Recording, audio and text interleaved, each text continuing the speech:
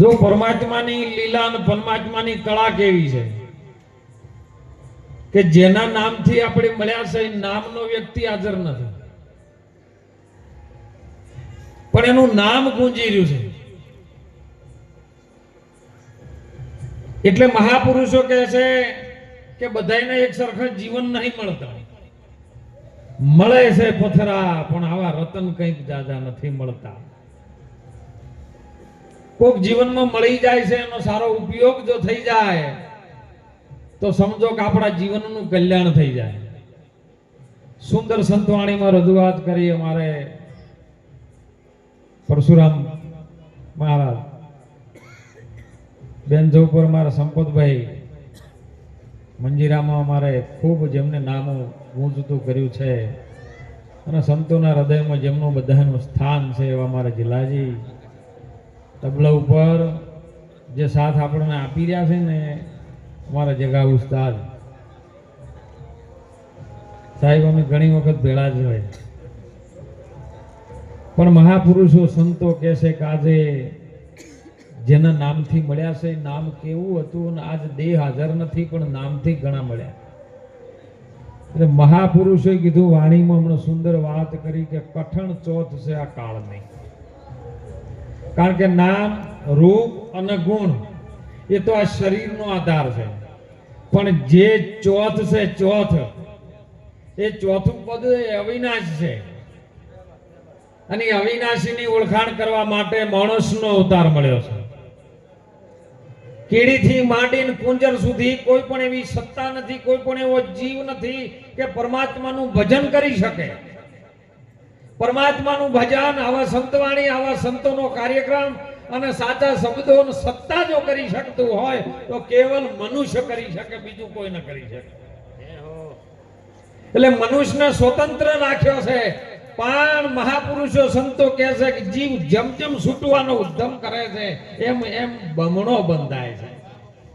પોતાના બળથી કદી છૂટતો નથી અને છોડાવે કોક સદગુરુ રાય છે. ભગવાન રામ આપણી ધરતી ઉપર આવી ગયા, કૃષ્ણજી આવી ગયા, રામદેવ પીર આવી ગયા, જલારામ બાપા જેવા, ભગવાન બુદ્ધ જેવા દરેક આ ધરતી ઉપર આવીને અવતારનું કામ જે કરવું તે કરી જતા રહ્યા, પણ ગુરુના ચરણમાં રહીને જેમને ભજન કર્યું આજ એમના નામનો ડંકો વાગે ને એમના નેજો ચડે. કેમ કે ગુરુચરણે રહીને એવું ભજન કરી લીધું એટલે કીધું કે તમે ભાવે ભજી લો. ભગવાન જીવન થોડું રહ્યું છે. આપણને એમ લાગે કે આપણે 50 વર્ષ ઉંમર થઈ ગઈ, પણ 50 વર્ષ જિંદગીથી જ્યાં બાકી ઓછો વધ્યા છે.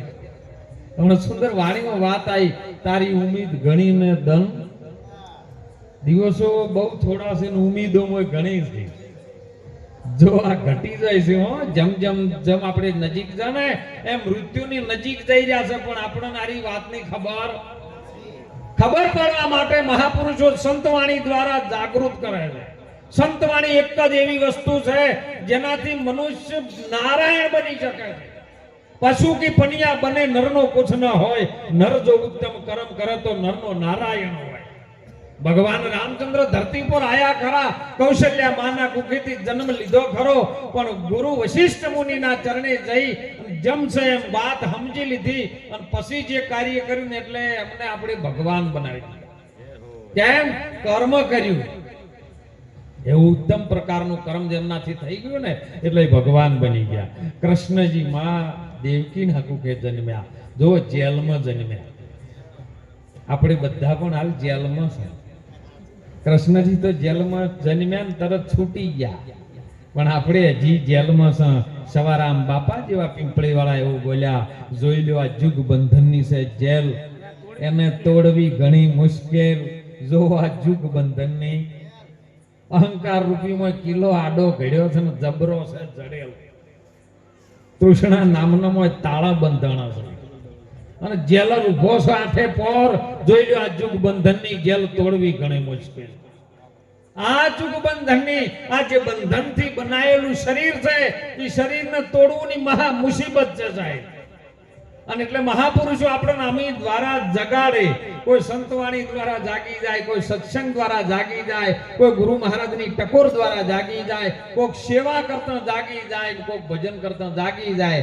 જો આ જીવને ઘણી ઠેકાણે જાગવાનું નિશાન છે. એમાં તુલસીદાસે 3 વસ્તુને બહુ અમૂલ્ય ગણી.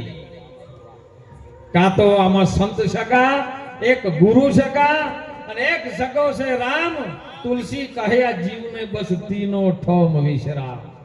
બધી જગ્યાએ ને કે લાય લાગી છે. જો જોવું તો લાગી છે લાય અત્યારની દુનિયામાં. નથી શાંતિ મળતી અત્યારની દુનિયામાં. જો જોવે તો લાગી લાય અત્યારની દુનિયામાં. અને એટલે આ લાયમાંથી જો બચવું હોય, આધિ વ્યાધિ ઉપાધિની જે આગ લાગેલી છે ને એમાંથી બચી જવું હોય તો મહાપુરુષો કહે કે કોક સંતવાણી જતારો ને સંતોનો સંગ કરી લે. નહીતર બીજો સંગ કર્યો તો મરી જાઓ. નહીતર ઘણા જુગારનો સંગ કરે, પતંગબાજીનો, ઘણા કોથળીઓનો સંગ કરે, ઘણા આભણનો સંગ કરે. હે આવો સંગ નથી કરવાનો. હમણાં વાત સુંદર આવી હતી કે ભગવાનના નામનો રસ પીવો. તમે પ્રેમથી પ્રભુનો રસ, ધીરા બાપા બોલ્યા, તમે હેતે હરિનો રસ પીવો. હરિનો રસ કેવો આવે સાહેબ? હે શેરડીનો તો અત્યારે ઉનાળામાં નાકે નાકે કોલા ગોઠવાઈ ગયા. હે બધાય રસ આવે પણ હરિનો રસ ભાળ્યો ખરો કોઈ દિવસ? અને કદાચ હાથમાં આવી જાય તો પીવો કયો છે? તો મહાપુરુષો સંતો એમાં કહે છે, સદગુરુ મહારાજ સમજાવે છે કે ગુરુમુખ બનવું પડે ને ગુરુમુખ દીધો પીવાય તો આપણું કલ્યાણ થઈ જાય. ગુરુમુખ કઈ જગ્યાએ આવે? તો મહાપુરુષે પ્રીતમ સાહેબે કીધું સાહેબ કે શ્રવણે થીરડ્યો મારા એ રુદિયે રે ઠેરાનો ને રુદિયે ઠેરાનો રે અન મારી દેહુ બાપ સે થયો પ્યાલો દૂધ કોણ પીવે? શ્રવણેથી આ કાનની અંદર એક એવી ઇન્દ્રિય આવે છે અને એનાથી આપણને સંભળાય છે. કોણ હોય ખરા પણ સંભળાય નહીં. કારણ કે જ્યારે મનુષ્યના શરીરમાંથી જે ચલાવવા વાળો જે મેન આધાર છે શ્વાસ જો જતો રહે તો માણસના બોડીમાં કાન તો હોય પણ એ કાન સાંભળી શકે? કાનની અંદર કંઈક હોભળવા વાળું એવું તત્વ છે. ભવાનીદાસ અને એમના ગુરુ જોધલપીર બંને ગુરુ શિષ્યનો એવો નાતો અને બે સામ સામા સજ્જંગમાં આવી ગયા. એટલે શિષ્યએ કીધું ગુરુ મહારાજને કે બાપુ મને એ વાત બતાવો કે આ 14 બ્રહ્માંડની રચના કરવા વાળું એવું તત્વ શું છે અને એ આપણને કઈ રીતની સમજણ પડે એવું શું તત્વ છે કે જેનાથી આ બધું સર્જન થાય છે? એટલે જોધલપીરે એમના શિષ્યને એવી વાત કરી કે બેટા એવું એક પરમ તત્વ પરમાત્મા છે. પરમાત્મા એવું કઈક એવું પરમ તત્વ છે જેનાથી આ બધું સંચાલન થાય છે. તો શિષ્ય સાહેબ એનાથી શુરો હોવો જોઈએ. શિષ્ય હોય હુરો ને ગુરુ હોય પૂરો તો નાવડી તરે.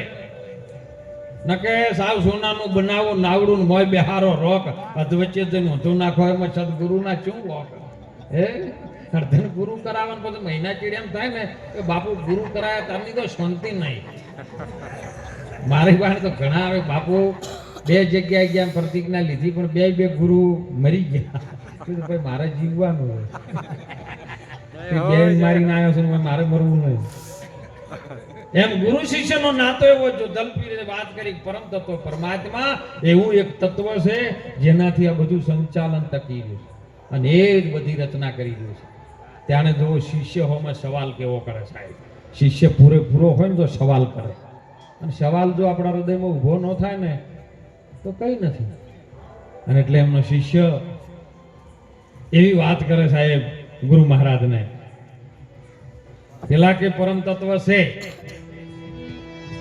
ગુરુ મહારાજ કે પરમ તત્વ છે અને શિષ્ય કે હમે વાત કરે કે નથી અને તત્વ હે નથી એને તાર હે નથી એને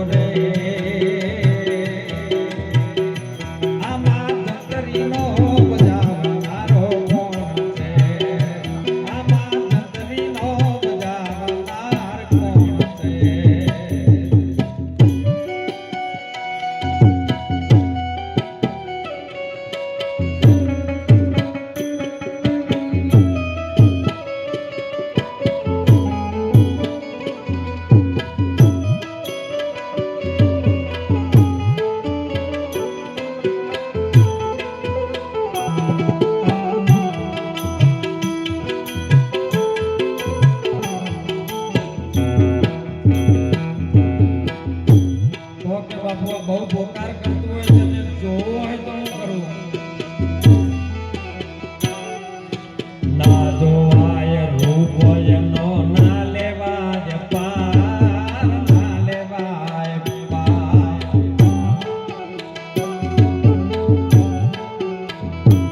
એ ના જોવાય રૂપ એનો ના લેવાય પાર ના લેવાય